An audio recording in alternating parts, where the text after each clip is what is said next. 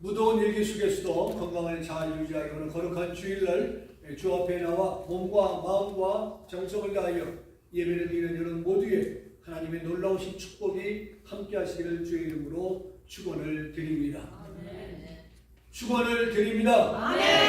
오늘은 논산훈련소에 입소하여 첫 번째 주일을 맞이하는 느낌을 받습니다. 아무쪼록 더운 일기 가운데서도 건강을 잘 유지하여 행복한 이민생활, 신앙생활이 되기를 간절히 희망합니다. 오늘 이 말씀을 중심으로 아삽의 신앙과 고백이라는 설교의 제목으로 함께 은혜를 나누고자 합니다. 시편 73편은 아삽이 쓴 지혜의 시입니다. 아삽은 다윗 시대의 성가 대장이자 예배의 인도자였습니다. 시편 50편과 시편 73편에서 83편까지는 아삽의 시로 기록되어 있습니다. 아삽은 현실 세계에서 겪는 의인과 고난, 악인의 번영을 보는 그런 상황 속에서 믿음의 갈등과 회복을 주제로 정직하게 고백하고 있는 말씀이 오늘 본문의 말씀입니다. 시편 73편은 아삽의 시 가운데 하나로 그 목적은 하늘과 땅, 그 어느 곳에서도 주와 같은 이가 없다는 고백을 하고 있습니다. 그리고 주님만을 영원히 찬양하며 경배하겠다라고 그는 고백합니다. 특히 본문을 중심으로 아삽의 신앙과 고백을 찾아보겠습니다. 첫째로 아삽은 오직 주님 한 분만을 노래하겠다라고 합니다. 25절을 봅니다. 하늘에서는 주 위에 누가 내게 있으리요 땅에서는 주밖에 내가 사모할 리 없나이다 라고 했습니다. 동남아에서 잡신이 제일 많은 나라가 일본입니다. 몇 개쯤 있겠어요?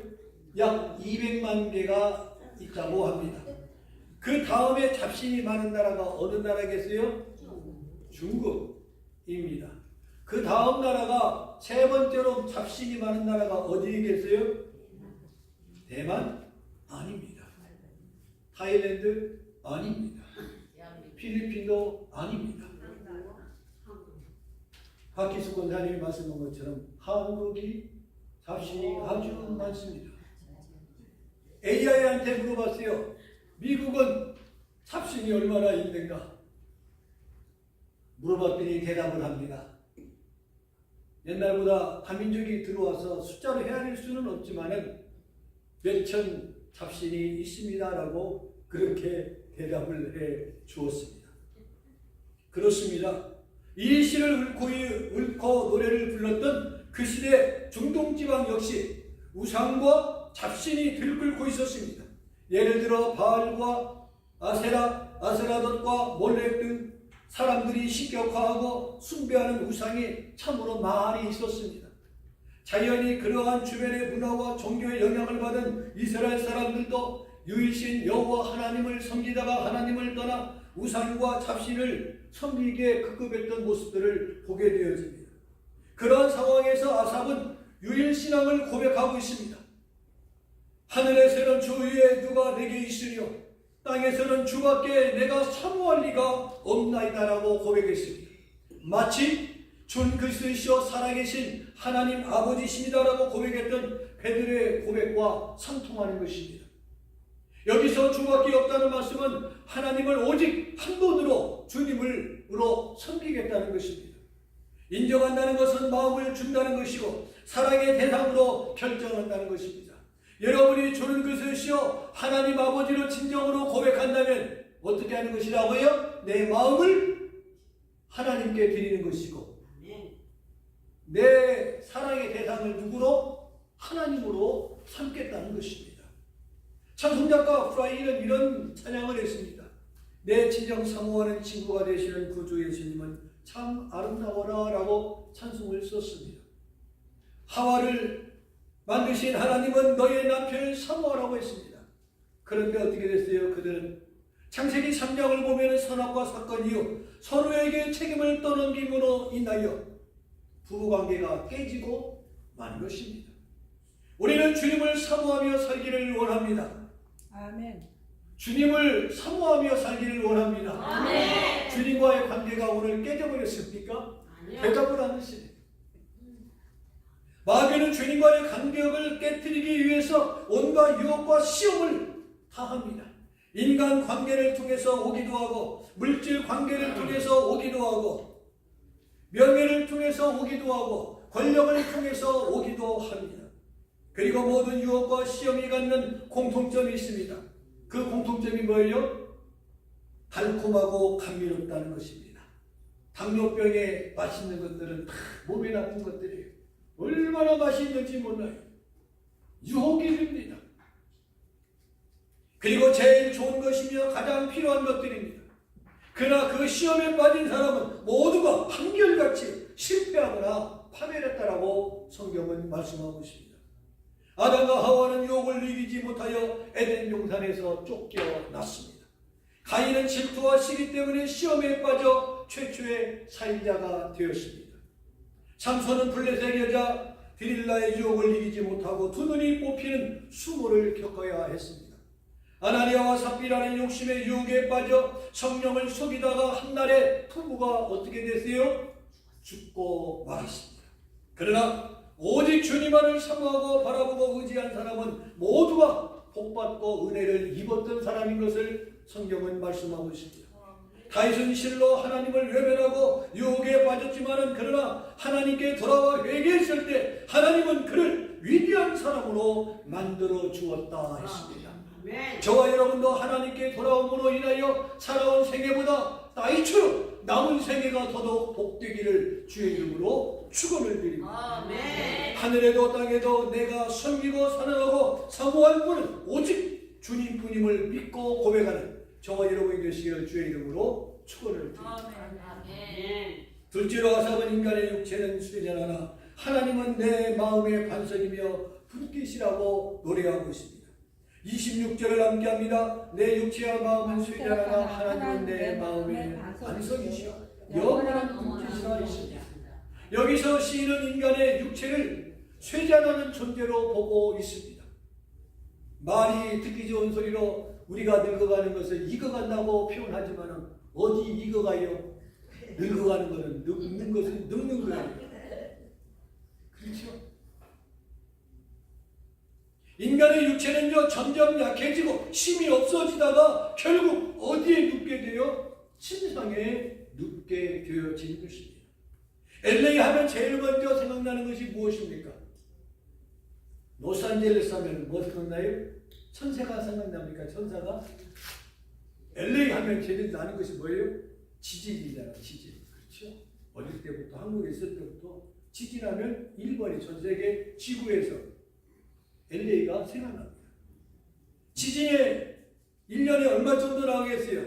전 세계 지진이 매년 1,500만 회 정도의 지진이 발생한다고 전문가들이 추정하고 있습니다. 강진하면 몇 도 정도가 강진이라고 생각합니까, 여러분들? 리터 규모로 6에서 9 정도를 강진이라고 해요.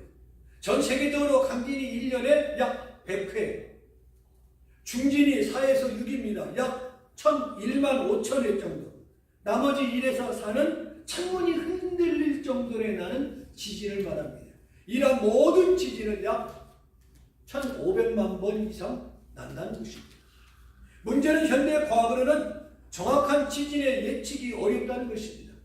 예를 들어서 우물에서 거품이 끓어오르고 쥐가 쥐구멍에서 기어나와 비틀거리며 돌아다닌다든지 동면이면 뱀들이 잠을 자잖아요. 그런데 추운 겨울에 잠자야 할 뱀들이 나와서 길거리에서 얼어 죽는다든지 일본의 간사이 지방에 대지진이 있기 전 동남 해안에서 이상하리만큼 물고기가 잡히지 않는다고 합니다. 중국에서는 대지진이 있기 전 닭과 돼지, 쥐와 고양이 등이 유별난 행동을 보였다고 합니다. 유럽에서는 유양간의 황소가 하늘을 우러러보며 유별나게 울고 있을 때 지진이 일어났다고 합니다. 중국에서는 거북이 떼가 떼지어 나오자 바로 큰 지진이 일어났다고 합니다. 그런데 최첨단의 과학을 자랑하는 미국과 일본도 지진의 예측에 지금까지 실패하고 있습니다. 그것은 한마디로 인간이 얼마나 무지하며 무력한가를 설명해 주는 것입니다. 시인은 고백합니다. 사람의 육체와 마음은 쇠잔하나 하나님은 영원한 분깃이라고 분명히 말씀하고 있습니다. 사람은 잘못 알고 있는 것들이 너무나 많이 있습니다.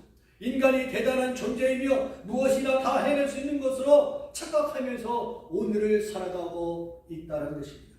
UC 샌디에고 국가대학 암 전문의 이기천 교수는 병원에서 암으로 돌아가는 중 죽는 분들을 많이 보고 관찰했습니다.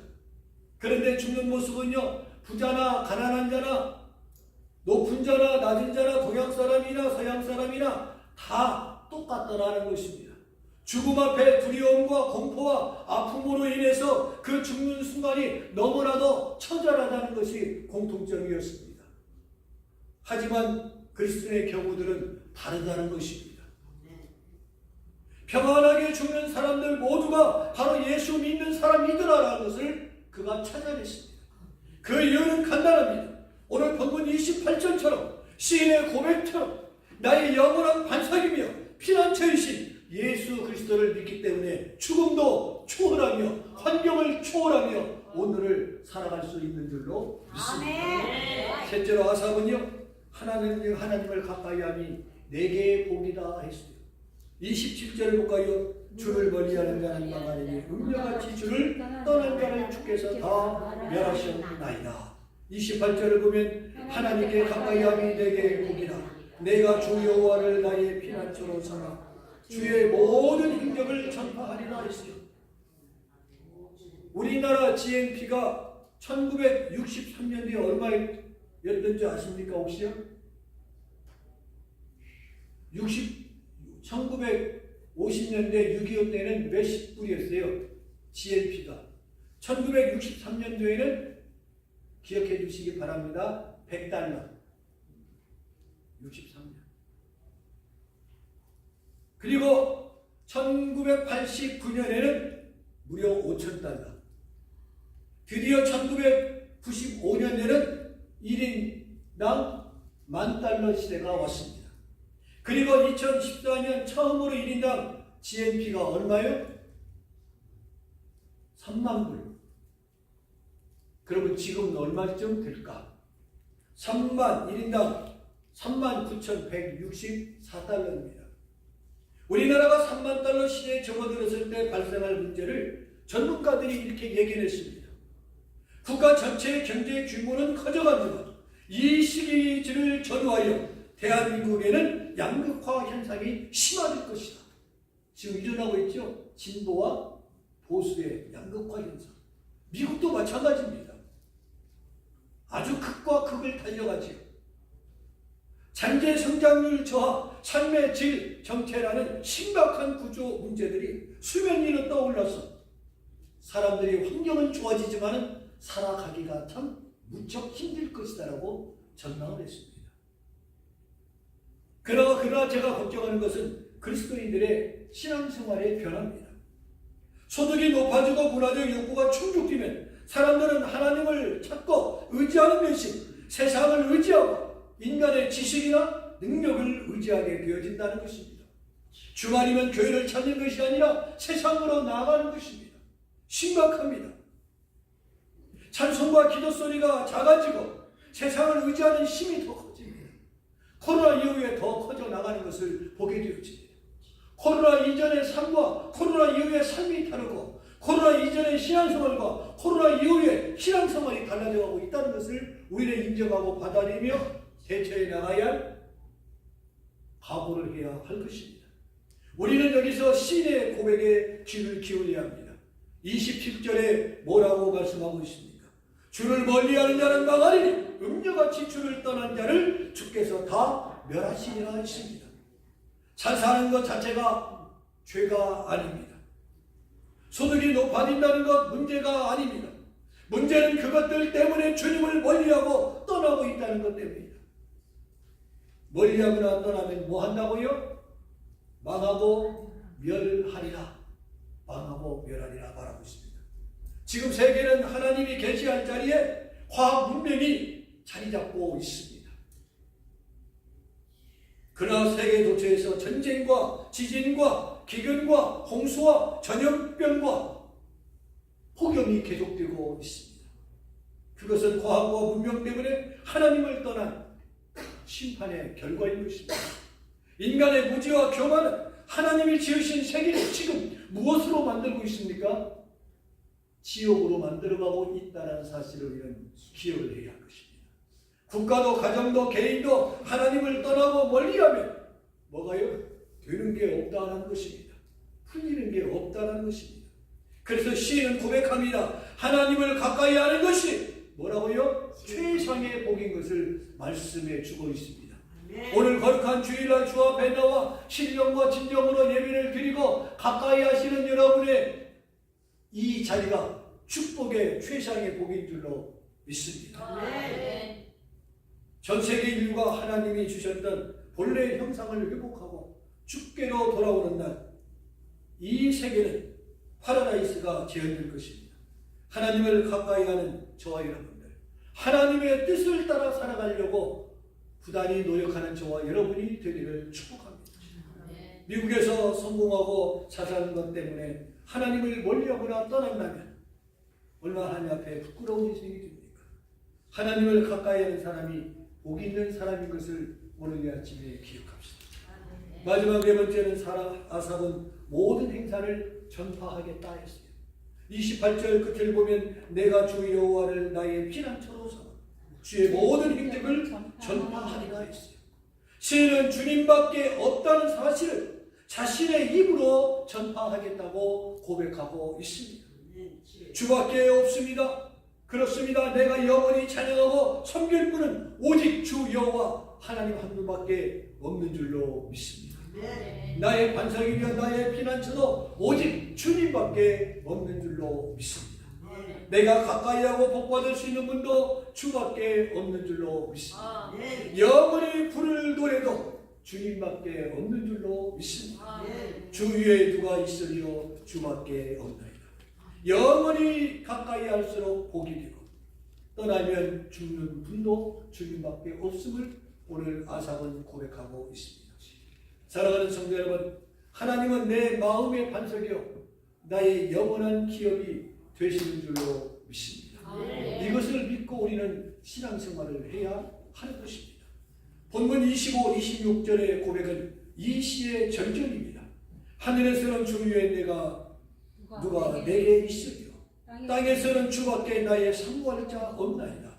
내 육체와 마음은 수리하나 하나님은 내 마음의 반석이시오 영원한 분께시라. 우리의 신앙생활이 그 중심을 지키고 믿을 때 올바른 신앙생활로 나아가게 될 것입니다. 주님 안에 나의 구원과 요새 산성과 피난처시라는 다윗의 고백과 아삽의 고백이 그 맥을 이어가고 있다는 것을 기억합니다. 이 고백과 노래가 나의 고백이 되고 나의 노래가 되기를 주의 이름으로 축원을 드립니다.